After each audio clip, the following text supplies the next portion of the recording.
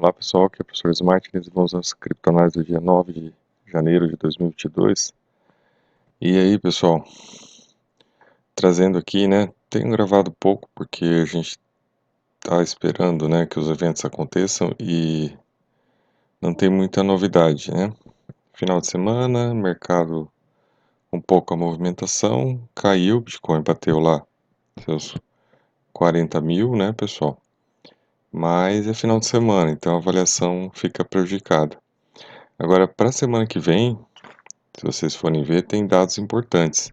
A gente tem a divulgação da inflação, tem a questão das taxas do Federal Reserve nos Estados Unidos, né, do Banco Central Americano, e essas questões podem todas impactar o mercado no começo da semana. Então a gente pode ter aí alguns impactos no começo da semana importantes. Todavia, né, quando a gente olha aqui, que nós vamos ter também o começo da divulgação dos lucros, né, dos bancos, das empresas na sexta-feira que vem, né, pessoal? Então, isso aí é algo positivo, né? Porque as empresas aí, principalmente bancos, né, que se aproveitaram aí da situação aí da emissão de dinheiro do Fed, com certeza vão ter resultados positivos. E isso vai acabar por impactar positivamente, né, o mercado. Então, esse seria o panorama do que a gente tem para ver aí na próxima semana, né, de começo de semana, assim, com coisas que podem ser mais negativas, né? Por exemplo, se a inflação vier nos Estados Unidos mais alta, isso pode ser um problema, até para gerar, né, o aumento da taxa de juros. Agora, se ela vier num patamar, né, mantendo o quadro que já está, isso aí já seria positivo para o mercado. Com relação, né, aos lucros, né, das empresas, eu acho que esse é um momento em que pode, tá, pessoal? Pode, não é uma coisa certa, mas que pode, de alguma maneira, né, contribuir para o aumento nos preços. Bom, gente, aqui falando um pouco, tá, pessoal, de coisas que a gente até conversou lá no grupo, né? No pequeno grupo que a gente criou aí, tem poucas pessoas, mas algum assunto importante que apareceu ali e que tem, né? Esse assunto está dentro aqui do próprio relatório de JP Morgan para 2022, que é a questão, né, do aumento da aplicabilidade das blockchains, né, e de como isso pode trazer para o mercado algo interessante, o mercado das criptos.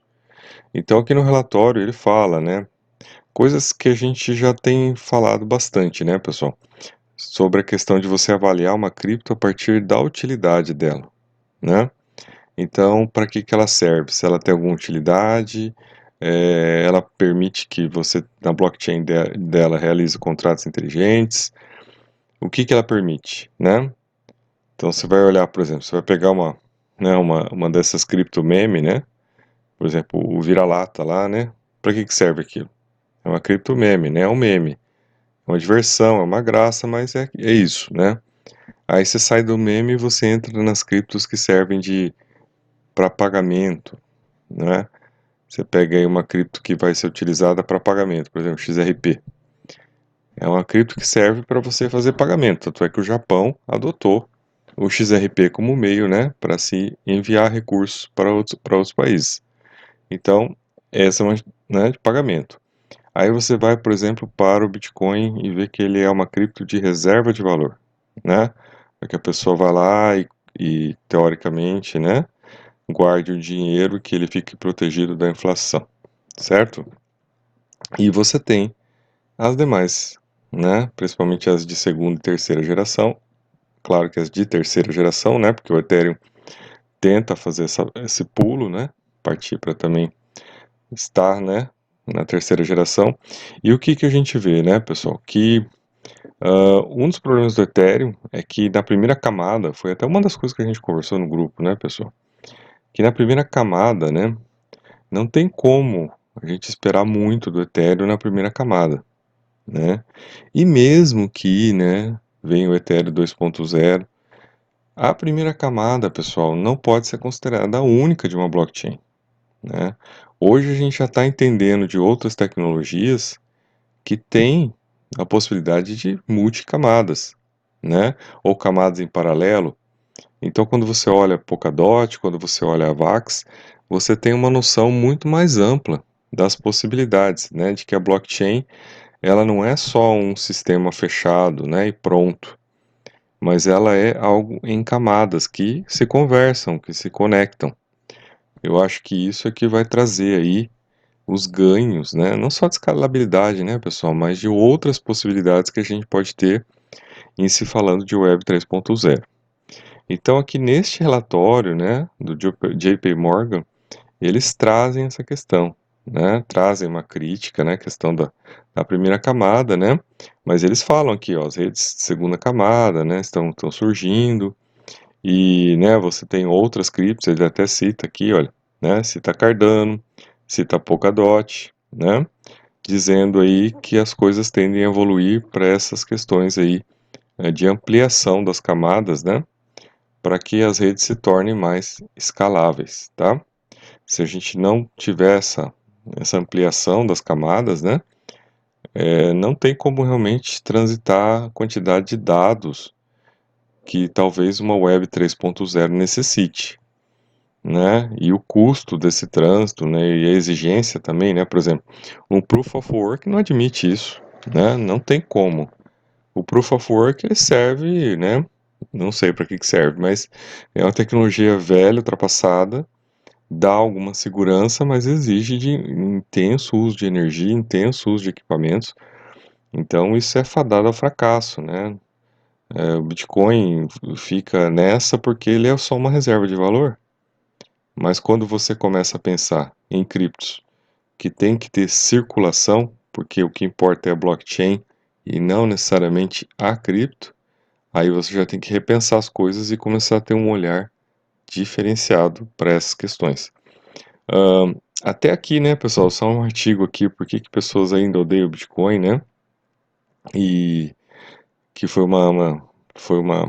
saiu um comercial aí de uma empresa, né, americana, Crypto.com, querendo, né, estimular o pessoal a adotar a cripto, principalmente agora, né, pessoal, que a coisa tá descendo, né? E aí parece que as críticas foram pesadas em cima dessa reportagem, né? Agora, uma das resistências, né, pessoal, até aqui nessa reportagem do Decrypt se coloca, que é a falta de utilização no mundo real, né, das criptos. Então, assim, né, a reserva de valor, tá, mas, né, pessoal, isso não é o dia a dia das pessoas, não é o uso das pessoas, né, e aí volta nessa temática que a gente está falando, né, aí já volta o Decrypt e fala, olha, né, com o Ethereum 2.0, mudança do mecanismo para prova de aposta, né, menor consumo de energia, você já tem aí uma eliminação do problema ambiental, né, ou mitigação do problema ambiental gerado pela utilização das criptos. Então isso é algo, né, que tende a facilitar também o acesso das pessoas, né? Tem pessoas que têm muita resistência, né? E não é só uma questão de resistência, é uma questão de consciência também, né, pessoal? Aí, claro, aí ele começa a falar aqui no artigo, ó, o aumento contínuo dos NFTs em caso de uso reais em jogos, né? Então ele tem uma utilidade, né, pessoal? Na parte cultural, na parte artística. Então você vai agregando utilidades às criptos e isso que vão torná-las mais populares, né? E aí ele termina por falar, né, aqui, ó, mais provavelmente serão necessários usos cotidianos no mundo real, além de apenas a especulação de preços. Vejam, né, pessoal? Saindo desse mundo da especulação para formar as pessoas a reconhecer que a cripto é real, que a criptografia é real. Talvez seja uma inovação do boom da Web 3.0, né? Em mídia descentralizada, DAOs ou ferramentas de local de trabalho digital que impressionará os normies, né?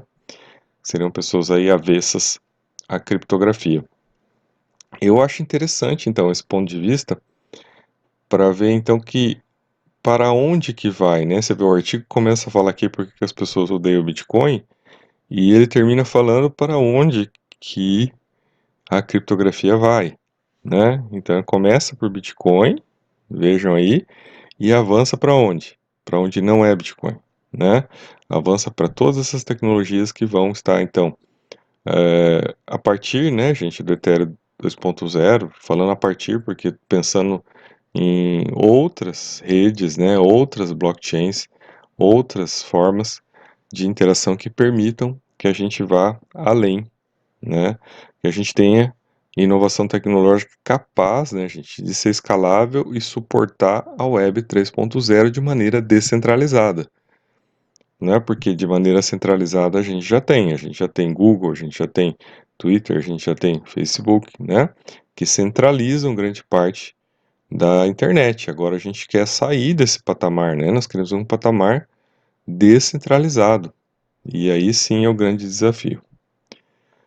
Por outro lado, né, pessoal, continuando no mesmo assunto, né, a gente vê aqui o Vitalik Buterin dando sinal negativo para as aplicações cross-chain, né, entre blockchains, né, porque o que ele está vendo no momento atual é que nós ainda estamos ainda com déficit de segurança, né, de segurança das redes. Então, assim, uma rede, ela em si, né, uma blockchain, por exemplo, a blockchain do Ethereum, ela se defende, ela consegue ter uma estrutura defensiva, assim como a blockchain da Solana consegue se defender, e vejo que nós vimos aí semana passada, né, uma nova tentativa de ataque à rede da Solana, né, que foi, né, controlada.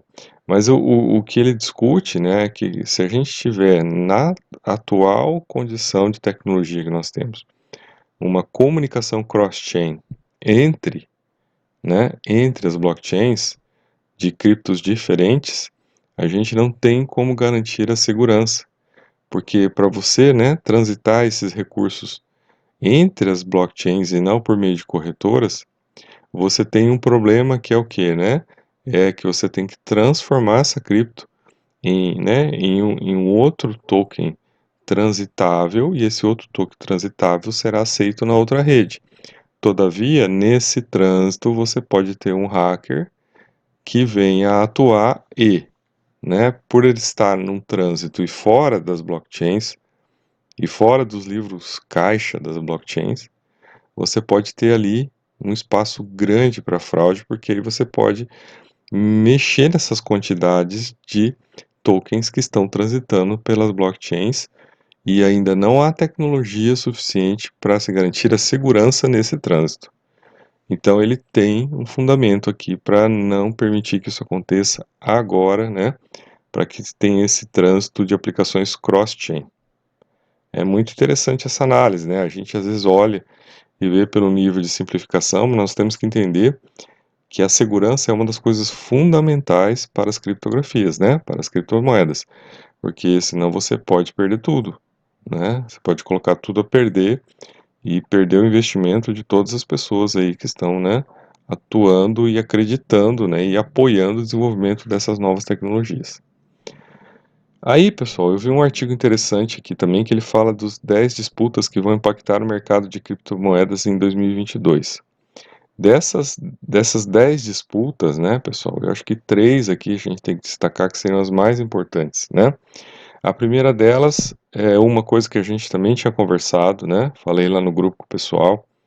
Quem não entrou no grupo aí, pessoal, entre lá, né? É lá no Telegram, né? É Bear Crypto, é fácil de achar. E aí, pessoal, o que a gente tem é uns confrontos que eu acho inevitáveis aqui, né? Aqui está colocado metaverso e meta, né? Na verdade, que é metaverso descentralizado, né? E meta, que é o nome atual do Facebook, né? Na verdade, centralizado, né? Então é um grande conflito entre as redes, né? Entre as mídias, as redes sociais centralizadas, né, pessoal? Que querem continuar dominando os espaços, né? E a criação de um metaverso descentralizado, onde cada um seja, né, participante ativo e seja dono daquilo que também constrói ao participar desse metaverso, né? Mas aí a gente teria uma estrutura mais descentralizada e logo a ideia de multi-metaversos, né, gente? Localizados de acordo com as afinidades em determinadas blockchains, de acordo com, né, gente, a aplicabilidade que as pessoas vão buscar em cada um dessas interfaces de metaverso. Eu acho isso importante a gente ter em mente, porque, né, nós corremos o risco aí de virarmos escravos aí, né, do senhor Zuckerberg e ficarmos utilizando óculos lá, né, no mundo virtual totalmente alienado, né, enquanto ele está lá enchendo a burra de dinheiro gastando no mundo real. Outro confronto aqui que eu acho importante, né, que é o das DAOs, né, e das corporações. Então, gente, aqui eu acho que as coisas ficam mais interessantes ainda, falando, né, dessas organizações autônomas descentralizadas, porque aqui nós estamos falando também de como, né, a participação, né, no meio pode ser melhorada a partir do foco que a gente der para essas entidades, né? E como essas entidades elas permitem um nível de democracia maior, porque aí você tem participação ativa, né? Você decide o que vai acontecer, você colabora, enquanto, né, até um confronto com essas corporações de um mundo real, ou até corporações no sentido de Google, Facebook, né, Twitter, que são corporações que dominam hoje o mundo digital. Então é bem interessante esse confronto aqui, e tem a ver com o item anterior, né, pessoal? E tem a ver com tudo que a gente almeja, né, para se pensar em criptografia e aquilo que os cypherpunks previam, né, pessoal? Bom, o terceiro que eu acho que mais importante confronto, né, é a questão do flipping do Bitcoin e do Ethereum, né? Isso é uma das coisas que pode acontecer. Não sei se aconteceria esse ano, porque o Ethereum 2.0 está atrasado, né? Então não sei se aconteceria esse ano, né? Todos esperavam que pudesse acontecer, mas conforme a gente for vendo, né, o Ethereum 2.0 surgindo e se afirmando, isso pode se tornar real. Todavia, pessoal, e aí eu, né, até um quarto item aqui, mas eu acho que é a continuidade do mesmo, do sexto, é que se o Ethereum, né, ficar empatado aí, enrolando, a gente começa a ver, né, uma coisa que a gente também falei com o pessoal lá no grupo, que a gente começa a ver outras criptos, né, outras blockchains começando a ameaçar esse espaço. Então aqui até no artigo cita, né, a gente tem Solana, a gente tem a Avax, né, a Cardano. Então, é um confronto inevitável, né, naquela ideia de livre concorrência de que pensa a melhor tecnologia, né, sem Bitcoiner Max, sem essas bobagens aí, né. A questão é a tecnologia em si, né, e sempre foi assim, e agora por que não, né. Se a gente olha, até marquei aqui um parágrafo aqui, não. Nesse panorama fica cada vez mais claro que o futuro será multi-chain, né? Então até foi isso uma das coisas que eu até pontuei lá no grupo e que também faz muito sentido, né, pessoal? E ao contrário do que até pouco tempo muitos acreditavam, o Ethereum dificilmente se tornará a única base operacional do que se convencionou chamar de Web3. Então, assim, gente, eu acredito que pelo nível de maturidade do Ethereum, pelo número de desenvolvedores, por utilizar a linguagem Solidity, que é muito próxima da JavaScript, né, que é a linguagem da internet hoje, começa pelo Ethereum, né, as coisas começam pelo Ethereum, mas isso não para no Ethereum, é aí que está a questão, né, aí você começa então a agregar essa ideia de multi-chain, né, você vai ter, né, a ADA, por exemplo, né, que tem uma proposta de longo prazo de atender, enquanto blockchain, muitas necessidades humanas para além da questão de valor, né, principalmente questões educacionais, questões até de estruturação do funcionamento, né, do Estado, por exemplo. Aí você tem a VAX com suas, né, várias possibilidades, com suas várias blockchains, né, seus níveis, né, escalabilidade de blockchains.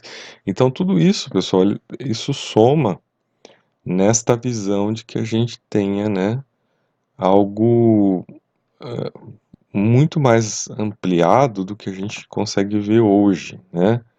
Porque quando a gente fala numa web 3.0, nós estamos falando de algo grandioso, né, gente? Imaginar que é algo que seria compartilhado por quase todas as pessoas no mundo livre, né? E algo que teria o espaço de criação, né, e até de realização profissional de cada um, sendo dono daquilo que faz dentro dessa Web3. Então isso aí realmente é algo a se considerar. Aqui um outro artigo, tá, pessoal? Falando sobre a Web 3.0, então vocês vejam como o assunto tá em alta, né, gente? Muita coisa sendo publicada. E aqui a gente vê, né, o fundador aqui da Signal, que tem 40 milhões de usuários, né? E aqui ele fala que ele acha muito interessante como a Web3, né, tá sendo propagada e que tá criando um espaço de criatividade e exploração que lembra um pouco os primeiros dias da internet, né? E ele fala que, ó, ele não acha que a Web3 será uma trajetória que será nos entregue em plataformas centralizadas, né? Tem esperança de que a criatividade e a exploração que estamos vendo terão resultados positivos, mas não tenho certeza se só isso é suficiente para evitar que toda a mesma dinâmica da internet se desdobre novamente. Então aqui eu acho que ele está apontando o risco, né, de que a gente pode, né, cair na mão, continuar na mão, né, na Web 3.0, na mão aí das redes dominantes. Então é algo também que tem que ser levado em consideração porque é algo que pode acontecer, né, pessoal? Então, se a gente não valorizar, né, todos esses projetos, essas iniciativas reais, né, se a gente não priorizar, né, investir nosso recurso, apoiar essas redes, né, que são descentralizadas e que visam realmente trazer mais liberdade, nós corremos o risco, né, dessas grandes empresas, essas grandes corporações dominarem o espaço da Web 3.0, que é aquilo que o senhor Zuckerberg quer fazer, de certa maneira. Bom, gente, então fechando aquele assunto, né, acho que é um assunto interessante que vai continuar, a gente vai continuar falando sobre isso. Agora, só para fazer uns apontamentos aqui, né, parece que apareceu uma nova Cruz da Morte de novo, tá, no Bitcoin, e o preço aí, né, então aí, gente, olha aí, né, Bitcoin em vez de cair para 35 conforme o preço mostra uma Cruz da Morte. Então, Cruz da Morte é o cruzamento né, das linhas médias móveis de 50 e 200 dias. Ela está acontecendo de novo, tá, pessoal? Aconteceu essa Cruz da Morte em julho. E aí, pessoal, chama atenção aqui para outra coisa que eu tinha falado, tá? Que aqui tá no artigo aqui, olha, no Cointelegraph, tá? Com os maiores portais aí dos Estados Unidos. Que eu tinha avisado no grupo sobre isso também, tá? Até tinha perguntado pro pessoal, vocês lembram o que aconteceu em julho, dia 21 de julho, né? O pessoal não lembra, mas foi o dia da infâmia, né, pessoal? Por quê? Porque o mercado estava entrando em baixa, né?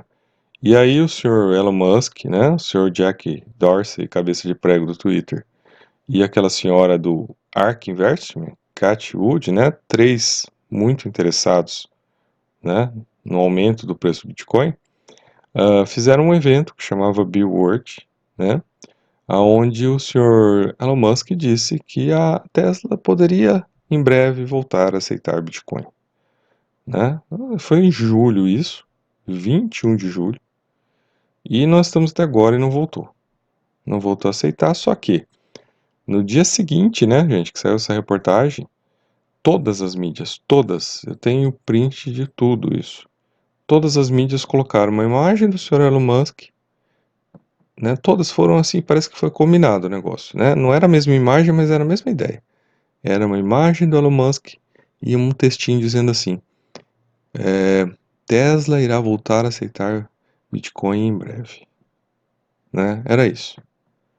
E isso rodou o mundo inteiro. Saiu no Financial Times, saiu na Bloomberg, saiu no Wall Street Journal. Todos os lugares publicaram essa porcaria. Parece que foi assim, combinado, gente. E foi interessante que o Billboard foi marcado para o dia seguinte, né, dia 21. No dia 20 teve, né, uma liberação da Grayscale, que é o pessoal que investia em Bitcoin na Grayscale. No dia 20 eles tiveram a liberação, né, dos seus recursos. Então o mercado, né, já estava encaminhando para baixo, já tinha passado a cruz da morte, e essa liberação de bitcoins, né, que o pessoal investiu, iria provocar uma baixa maior. Até o Kiyosaki estava esperando para comprar mais bitcoin, né? Ele falou, ó, tô esperando, né, vai cair mais aí, eu vou comprar mais bitcoin, na hora que chegar a 20 mil eu tô comprando. Todo mundo estava esperando, tá?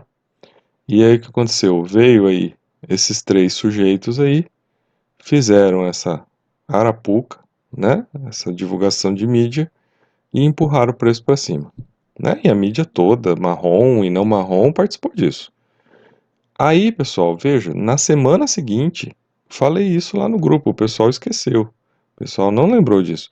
E veja, na semana seguinte teve o golpe da Amazon. Aqui, ó. Na esteira dos rumores que a Amazon começaria a aceitar criptomoedas de pagamento, que mais tarde se revelaram falsos. E veja, pessoal, o próprio Cointelegraph divulgou essa questão da Amazon e colocou em destaque. Ficou por semanas em destaque, como o texto mais lido do Cointelegraph.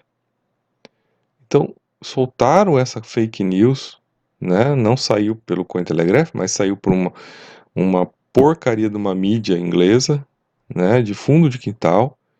E aí pegaram aquilo e divulgaram no mundo inteiro. Então, na primeira semana veio que o mercado estava para cair, veio o seu Elon Musk, cabeça de prego do Twitter, e essa senhora aí, né? E fizeram essa armação. A mídia toda foi lá, respaldou, jogou a imagem, todo mundo entrou comprando. Na semana seguinte veio a fake da Amazon, né? E depois, gente, teve uma terceira fake, um terceiro golpe, só que aí a galera já ficou meio assim, foi um golpe dizendo que a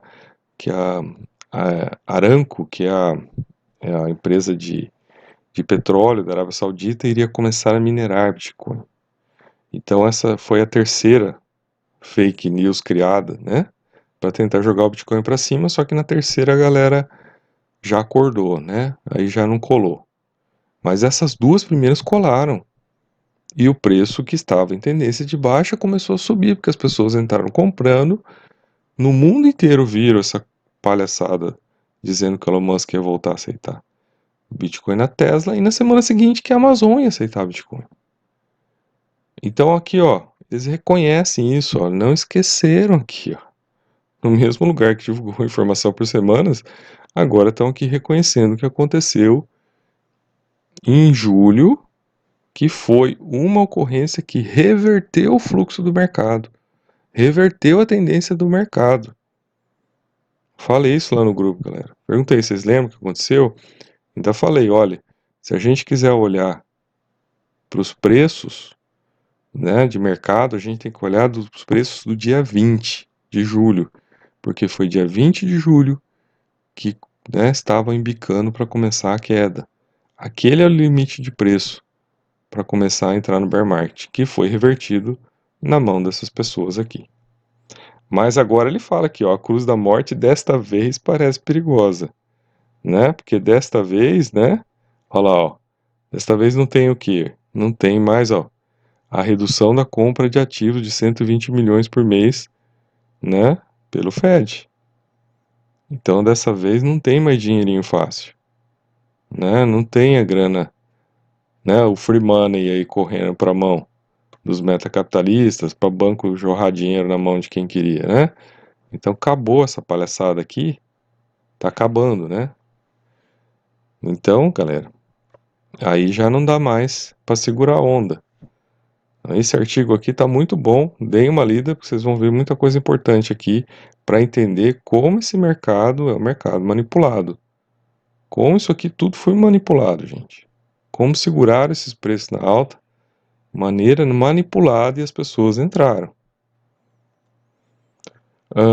E aqui, né, gente, uma análise aqui da pessoa que aceitou aí a queda do Bitcoin em 2018, ele está falando que o mercado pode quebrar aí, né, a gente caiu 80%, o Bitcoin voltar a 8 mil dólares, tá? E ele fala aqui que seria uma grande oportunidade de compra.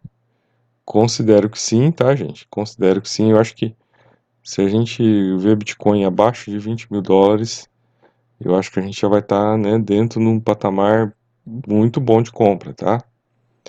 Por quê? Porque tem toda essa demanda institucional, né, pessoal? Isso aí já plantou. Tem toda a questão, né, é, da demanda das pessoas por cripto, tá, pessoal? Então, eu acho que Bitcoin abaixo de 20 mil é uma oportunidade de compra, né? Não só do Bitcoin, mas todas as outras criptos, né, importantes, boas, que se o Bitcoin cair, elas vão cair junto e provavelmente vão cair mais. E aí eu acho que é até mais interessante, né, pessoal? Porque depois uma cripto que cai mais, com certeza vai subir mais no próximo, né, bull market lá na frente. Então é uma coisa aí para se prestar atenção, tá, pessoal?